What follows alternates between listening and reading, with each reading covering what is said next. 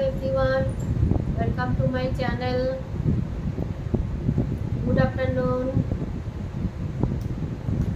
আগে ভাবতাম স্কুলে যখন পড়তাম তখন ভাবতাম এত বড় বড় সব চশমা পরে যারা আসতো খুব এত পড়াশোনা করেছে, এত পড়াশোনা করে চোখগুলোই ওদের সেই জন্য নষ্ট হয়ে গেছে গো।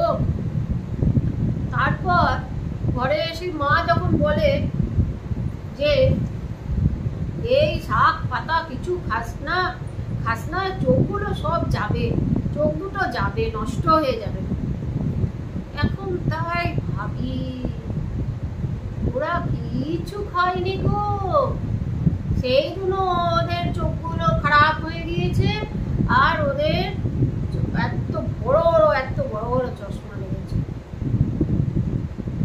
তাই ভাবি আগে কি এই ভাবতাম যে ওরা এত পড়াশোনা করে চোখ দুটোই খারাপ হয়ে গেল। আর এখন ভাবি মা যখন বলল তখন থেকেই ভেবে চলেছি ওরা খায়নি গো, ওরা শাক পাতা খায়নি, এই জন্য ওদের চোখগুলো খারাপ হয়ে গেছে।